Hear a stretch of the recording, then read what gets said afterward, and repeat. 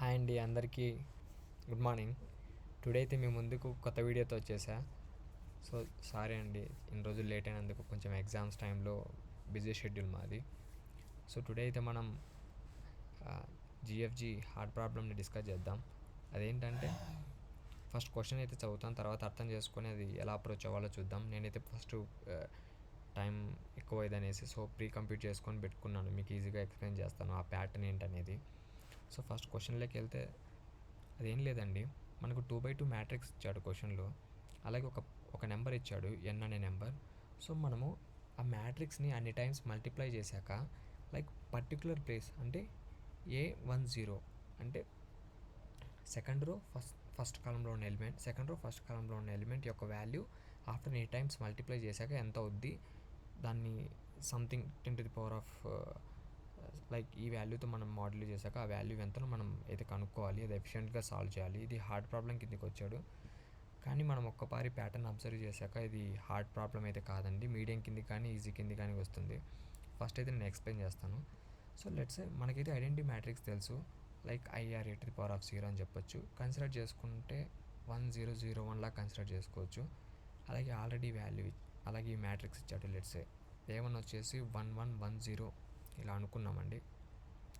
So ఇక్కడ A10 value ఎంత అండి, 1 అని మనకు తెలుసు.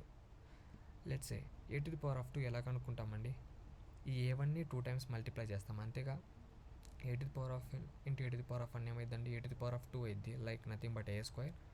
సో A² చేసినప్పుడు మ్యాట్రిక్స్ని 2 టైమ్స్ మల్టిప్లై చేసినప్పుడు మనకు వచ్చే వాల్యూ ఇదండి, 2111.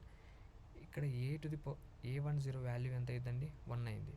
సో ఇలాగే A⁻3 కనుక్కుంటాను. A⁻3 ఎలా కనుక్కోవచ్చు అండి, A⁻2 ఇంటూ A⁻1 రైట్. ఇలా చేశాక నాకు వచ్చే వాల్యూ 3221. ఇక్కడ మనకి A10 వాల్యూ ఏమైందండి, ఇలా చూడండి. A10 వాల్యూ ఇది A00, A01, A10, A11. A10 value ఏమైందండి, 2 అయితే 2 రాశాను. సేమ్ సారీ అండి, ఇక్కడ A10 వాల్యూ ఏమైందని ఇక్కడ 3 అయింది. A⁻4 చేస్తే అండ్ సో అని ఇలా చేస్తూనే ఉంటాం, ఎంత పర్టికులర్ నెంబర్ ఇస్తే అలా. సో ఆఫ్టర్ వాడు ఇచ్చిన నెంబర్ని టైమ్స్ మల్టిప్లై చేశాక మనకు వచ్చే వాల్యూ A10 ఉన్న ప్లేస్లో ఉన్న వాల్యూ ఎంతో మనం కనుక్కోవాలి బై మాడ్యులో. ఈ వాల్యూ సంథింగ్ 10 ఎంతో ఇచ్చాడు, 1E9+7 అనుకుంటాను ఈ వాల్యూ. ఈ టైంతో మాడ్యుల్ చేసాక వచ్చే రిజల్టెంట్ వాల్యూ మనం కనుక్కోవాలండి. సో లెట్స్ ఇప్పుడు ప్యాటర్న్ గమనించినట్టయితే ఇది A⁻0లో చూడండి, A10 వాల్యూ ఎంత అండి, 0. A1లో వాల్యూ ఎంత అండి, 1. A⁻2లో వాల్యూ ఎంత అండి, 1. A⁻3లో 2, A⁻4లో 3, A⁻5 చేస్తే 5 వస్తుంది. చూడండి ఈ వాల్యూ. ఇది ఫిబొనాకీ సిరీస్ లాగా ఉందని నేను చెప్తాను, నాతో అగ్రి చేస్తారు లేదా చూడండి. 011 ఫిబొనాకీ సిరీస్ ఫామ్లో మనకు తెలుసు, A⁻n A⁻n-1 A⁻n-2 right. So ఒకవేళ నేను A⁻10 A10 కనుక్కోవాలనుకుంటే A9+A8 జనరల్ ఫామ్లో వాడతాం, కన్ఫ్యూజ్ అవ్వాల్సిన అవసరం లేదు. చూడండి ఇదిగా general ఫామ్లా. So it is nothing but Fibonacci series code అండి. జస్ట్ మనం ఆ ప్యాటర్న్ని డీకోడ్ చేయగలగాలంటే దీన్ని ఎలా అప్రోచ్ అవ్వాలో చూద్దాం.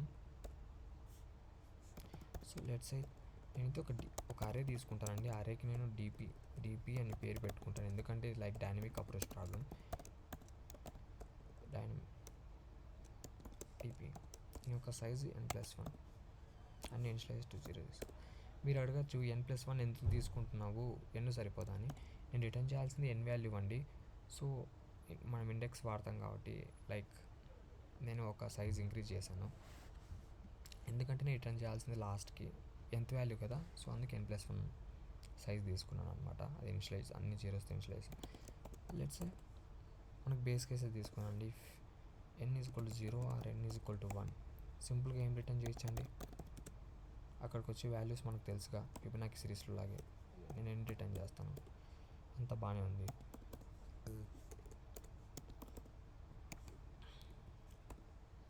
మనకైతే ఇనిషియలైజ్ చేస్తాను, మేము అన్నీ ఇనిషియలైజ్ చేసాం కాబట్టి డిపి ఆఫ్ 00కి ఇనిషియలైజ్ చేసిన అవసరం లేదు, ఎందుకంటే ఆల్రెడీ నేను అన్ని 0కి ఇనిషియలైజ్ చేసి ఉంచాను.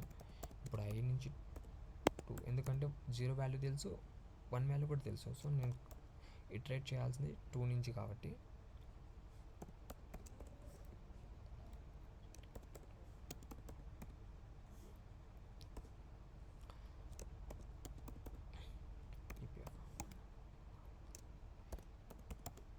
నేను సారీ అండి, ఇక్కడ నేను మాడ్యూల్లోనికి ఈ వాల్యూతో ఇనిషియలైజ్ చేస్తానండి. జస్ట్ నేమ్ ఇచ్చుకోండి, నేమింగ్ కన్వెన్షన్ మన ఇష్టం, ఏ నేమ్ అయినా ఇచ్చుకోవచ్చు, మోడ్ అనే అవసరం లేదు. అది మోడల్ కాబట్టి నేను మోడల్ నేమ్ ఇచ్చుకున్నాను అంతే. ప్లస్ డిపి ఆఫ్ i-2 అంతేగా అండి. ఫార్ములా ప్రకారం ఫిబొనాకీ సిరీస్ మీ అందరికీ తెలుసు, బేసిక్, అది బేసిక్ ప్రోగ్రామ్ అనమాట. సింపుల్గా డిపి ఆఫ్ n రిటర్న్ చేస్తాను అనమాట. ఫైనల్లీ ఆ డిపి ఆఫ్ nలో మన ఆన్సర్ ఉంటుంది. సో లెట్స్ సే నేను ఫస్ట్ రన్ అయితే చేస్తాను, ఇది వర్క్ అవుతుందో లేదు చూద్దాం. I hope so it will be the right answer and I'm going to submit. Yeah, సక్సెస్ఫుల్గా అయితే సాల్వ్ అయిపోయిందండి. ప్రాబ్లం అయితే మీకు అర్థమైంది అనుకుంటున్నాను, and thank you so much.